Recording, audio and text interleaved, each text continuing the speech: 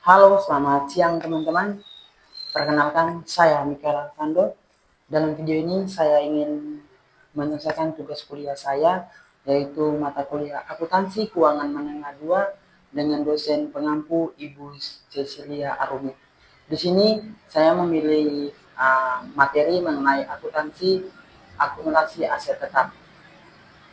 Nah, jangan tidak berlama-lama, kita langsung ke presentasinya pada materi akuntansi akumulasi aset tetap.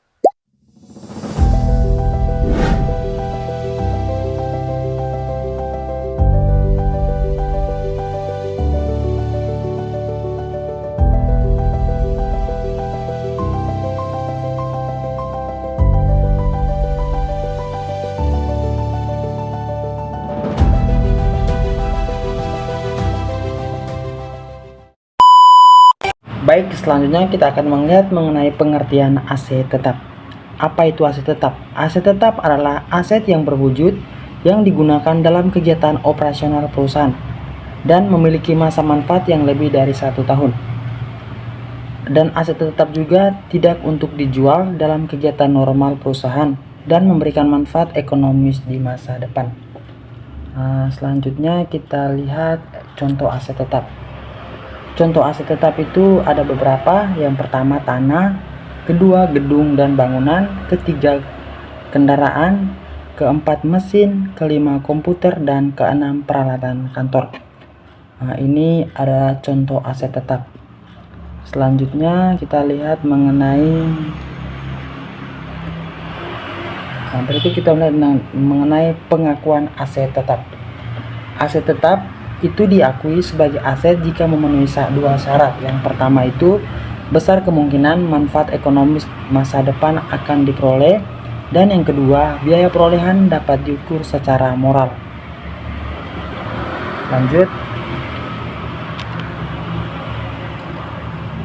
Lanjut sekarang kita melihat mengenai biaya perolehan aset tetap.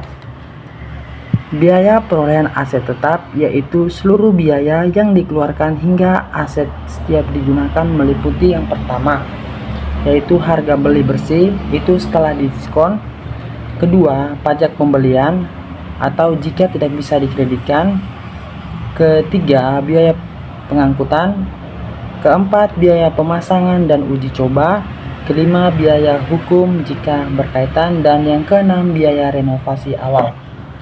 Lanjut,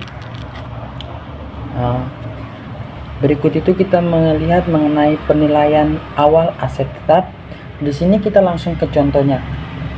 Diketahui harga beli mesin itu sebesar 100 juta, biaya angkut itu sebesar 5 juta, biaya pemasangan sebesar 2 juta. Total biaya perolehan itu sebesar 107 juta rupiah. Selanjutnya kita lihat ke D, itu penyusutan aset tetap.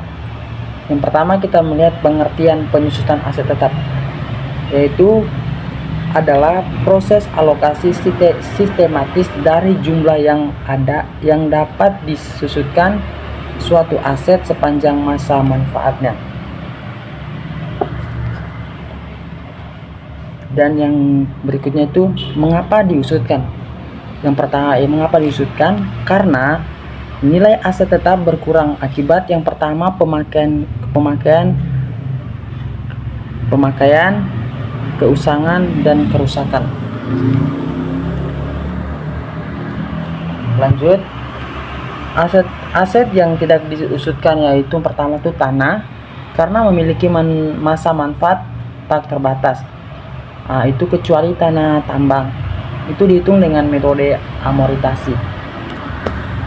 Lanjut kita ke berikutnya, itu metode penyusutan. Metode garis lurus. Setiap tahun beban penyusutan tetap. Ini kita lihat rumusnya, itu yang pertama harga perolehan dikurang dengan nilai residu dibagi dengan umur manfaat. Contoh, diketahui harga mesin sebesar 100 juta, nilai residu sebesar 10 juta, umur manfaat 5 tahun, penyusutan per tahun sama dengan 100 juta dikurang dengan 10 juta per 5 per 5 tahun sama dengan 18 juta rupiah. Lanjut kita ke metode saldo menurun ganda. Beban penyusutan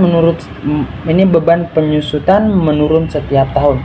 Itu rumusnya, tarif penyusutan sama dengan 100% per umur manfaat dikali 2. Beban sama dengan nilai buku awal dikali tarif. Selanjutnya itu kita melihat contoh. Contoh, harga mesin sebesar 100 juta, umurnya 5 tahun, tarif sebesar 40%. Tahun pertama sama dengan 100 juta dikali dengan 40% sama dengan 40 juta.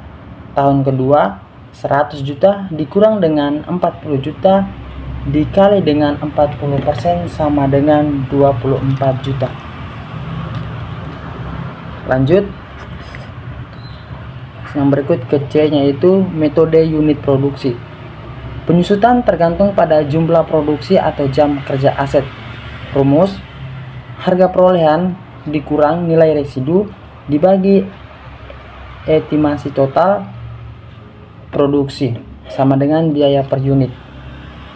Langsung aja ke contohnya. Diketahui harga mesin sebesar 100 juta, nilai residu sebesar 10 juta, estimasi produksi itu sebesar 100 unit, produksi tahun ini itu sebesar 20.000 unit, penyusutan sama dengan 100 juta dikurang dengan 10 juta per 100.000 dikali dengan 20.000 sama dengan 18 juta. Berikut kita melihat mengenai jurnal penyusutan. Setiap akhir periode itu beban penyusutan di debit dan akumulasi penyusutan di kredit. Akumulasi penyusutan adalah akun kontrak aset yang mengurangi nilai aset tetap di neraca. Berikutnya itu kita melihat tentang penghentian aset tetap. Penghentiannya biasanya terjadi karena yang pertama itu dijual, kedua disumbangkan, ketiga habis masa manfaatnya, keempat rusak berat. Jurnal tergantung apakah ada laba dan rugi cara. Selanjutnya itu contoh, aset dibeli sebesar 10 juta, akumulasi penyusutan sebesar 80 juta, dijual sebesar 30 juta.